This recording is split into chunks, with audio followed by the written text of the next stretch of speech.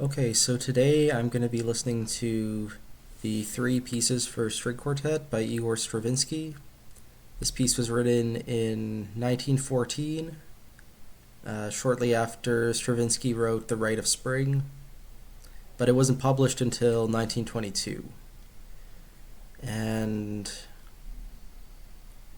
yeah, it's early work of the composers. Stravinsky was born in the 1880s, and it's only 6 minutes long.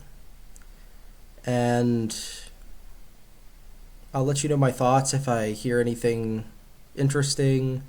I haven't listened to this thing in probably 6 or 7 years, and from what I remember, it's sort of an anti-string quartet.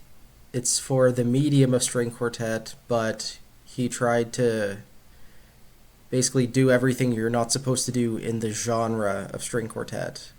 A string quartet is supposed to be a monumentally sized work, in like sonata with a sonata form first movement, etc.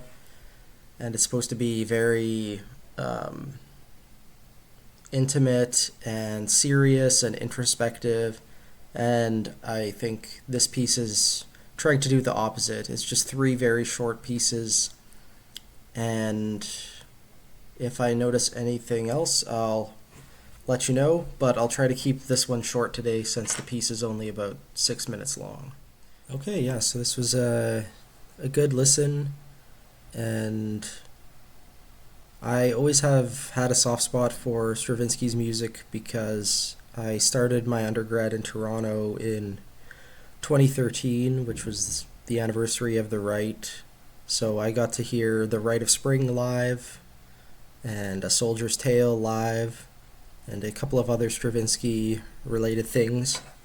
Yeah, I think this is a very good example of his early style and could have a lot of use if you want your students to be introduced to his music very quickly without having to make them listen to the whole Rite of Spring.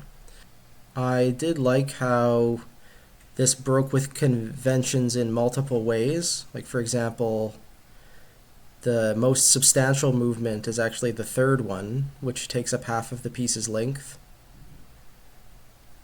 whereas the first movement is almost nothing. It's like just this introduction, and it's like less than a minute long. So the form doesn't speak to the seriousness of the genre, and the first movement kind of segregates the ensemble so that each member is doing something completely different, and the roles are not equal. Like the violist has much less to do. So if you just look at the first movement, you already have this sort of like negation of what the string quartet's supposed to be. It's supposed to be this equal partnership where everybody can have the melody and everybody works together, and this first movement is not that at all. And then the second movement is really fragmented. It has a lot of different ideas juxtaposed, which again is not what you expect from a string quartet. A string quartet is supposed to have this classical sensibility where you could hear the relationship between every idea, and this does not have that at all. It's quite perplexing, and it's almost like a little collage piece. I think that this score is super valuable for a young composer. It has all kinds of string techniques that are meticulously notated and very clear. All of the bowing that is expected of the instrumentalist is like super clear, and you can see all different kinds of bowing just on the first page alone. Yeah, I think it's a nice little piece. I'm showing the score here completely because it's well within the public domain. This is a really old piece, and I think it's pretty remarkable that Stravinsky's style is so idiosyncratic, and unique to him that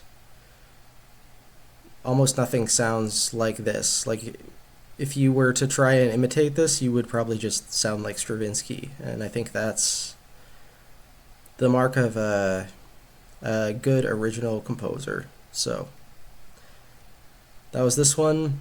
Tomorrow I'm not sure what we're doing, but we'll be jumping forward in time. I know there's a couple of pieces that we're missing. We might even be doing another La Vista piece, I'm not sure. But that's it for today. Listen to this piece 3 times since it's only 6 minutes long, and I'll see you with the next one.